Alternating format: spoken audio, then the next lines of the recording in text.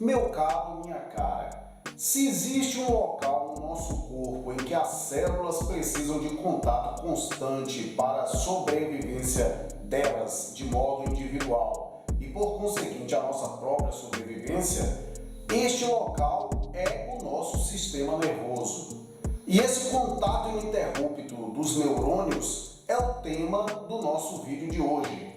Aguarda aí que depois do batidão eu volto para a gente discutir sobre isso.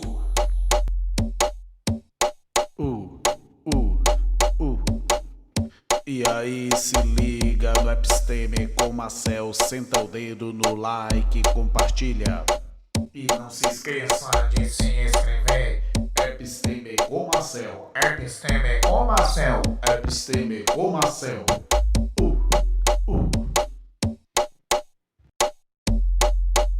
Bem, gente, antes de a gente entrar diretamente no conceito de sinapse, é necessário que a gente relembre a estrutura de um neurônio ou de uma célula nervosa.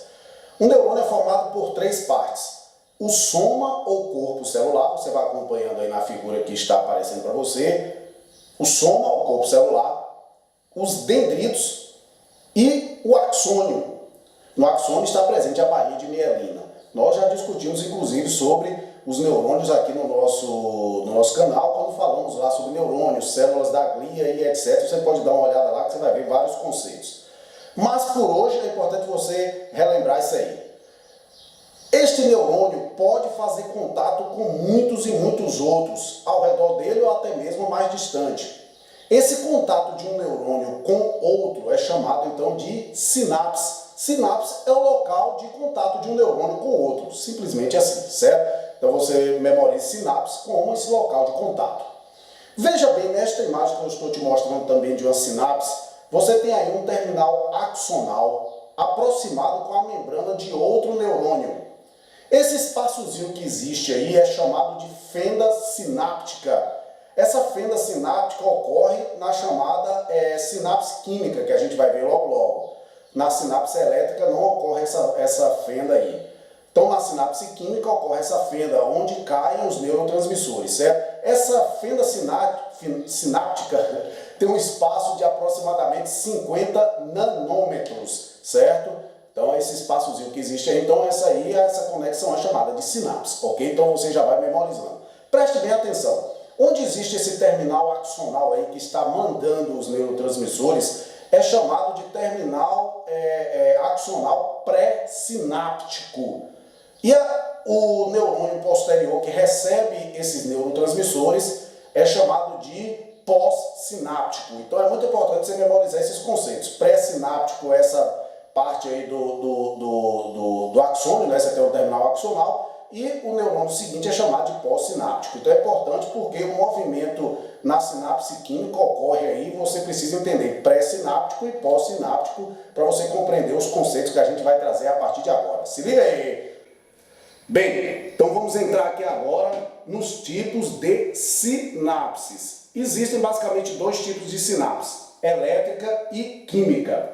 A sinapse elétrica é a menos frequente.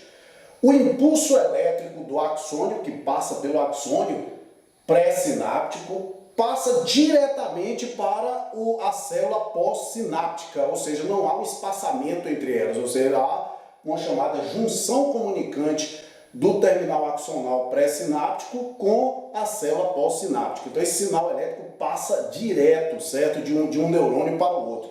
Esse sinal ele é bidirecional, ou seja, o impulso elétrico que sai do pré-sináptico vai para o pós-sináptico e retorna do pós para o pré, certo? Ou seja, é uma via de mão dupla. Então isso acaba fazendo com que o sinal elétrico se torne muito mais rápido, o impulso elétrico se torne rápido, certo? Muito mais rápido do que a sinapse química. Essa sinapse elétrica acontece principalmente nas regiões que existem daquelas células, né, que estão presentes nos músculos, seja liso ou cardíaco, também nas células hepáticas, glandulares e também nas células da glia, devido a situações especializadas dessas regiões no nosso corpo, certo? Mas a sinapse mais comum no sistema nervoso nosso, principalmente o sistema nervoso central, é a sinapse química, certo? Ela é a mais comum e realiza um movimento, um caminho de característica elétrica, química elétrica. Então, como isto ocorre? Você tem o axônio pré-sináptico que envia o impulso elétrico. Isso se chama potencial de ação. Eu não vou entrar nesse detalhe de potencial de ação aqui, eu vou deixar este tema para um vídeo exclusivo posteriormente, porque é um tema muito interessante e tem muitos detalhes que depois eu vou conversar com você num vídeo posterior, certo? Mas ele passa esse impulso elétrico chamado potencial de ação. Esse impulso, então, chega ao terminal axonal pré-sináptico e ali ele impulsiona a liberação de neurotransmissores, certo? Que então é a parte química. Então você tem a parte elétrica do impulso através do axônio, chega no terminal axonal, aciona a parte química, ou seja, os neurotransmissores. Esses neurotransmissores saem do terminal axonal pré-sináptico, caem na fenda sináptica e passam para a célula pós-sináptica, certo? Então o caminho é esse, elétrico, químico, elétrico, certo? Elétrico no pré-sináptico, químico na fenda sináptica e depois essa parte química dos neurotransmissores será transformada lá no pós-sináptico também em impulsos elétricos e assim sucessivamente de forma infinita aí entre os neurônios, certo? Existem alguns tipos de sinapse química, dependendo do local de contato da célula pré-sináptica com a pós-sináptica. Então, dependendo desse local de proximidade de contato, que vai definir essa subdivisão da sinapse química. Então vamos lá para você entender bem isso aqui. Então, as subdivisões são as seguintes. Axodendrítica. O que é essa sinapse axodendrítica? O terminal axonal pré-sináptico se encontra com a membrana pós-sináptica de um dendrito, certo? Então, um axônio pré-sináptico ele vai ter esse contato com a membrana de um dendrito de outra célula nervosa, fazendo com que esse contato do axônio pré-sináptico com o dendrito pós-sináptico, então ocorre essa sinapse química chamada de axodendrítica. E eu gostaria de lembrar vocês o seguinte, aí eu reforço mais um pouco. Na sinapse química não acontece o contato, certo? Direto, físico. É só uma aproximação que nós, inclusive, já falamos.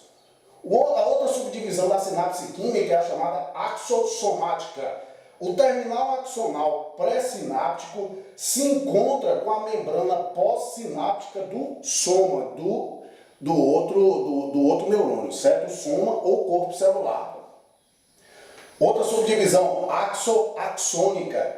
O terminal axonal pré-sináptico se encontra com a membrana pós-sináptica de outro axônio, contato de axônio com axônio. E existe também a chamada axoespinhosa, que é essa sinapse em que o terminal axonal pré-sináptico se encontra com o espinho dendrítico pós-sináptico, ou seja, de outro neurônio. Então veja bem que esse contato de um neurônio com o outro pode acontecer em todas as partes do neurônio, seja o soma, o dendrito ou o axônio. Bem, agora vamos para a classificação das sinapses no sistema nervoso central, com base na aparência das diferenciações de membranas pré- e pós-sinápticas. São elas: sinapse assimétrica. A membrana pós-sináptica é mais espessa que a do lado pré-sináptico. Esse tipo de sinapse é chamada de sinapse tipo 1 de Gray. São excitatórias e carregam o neurotransmissor chamado de glutamato. A outra, sinapse simétrica.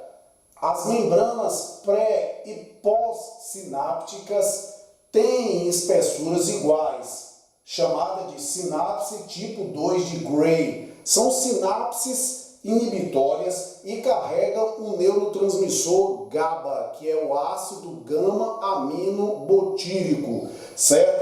Então preste muita atenção nessas divisões aqui, porque é importante a gente perceber que a desregulação de neurotransmissores na fenda sináptica está relacionada diretamente a muitos transtornos psiquiátricos, muitos problemas neurológicos também.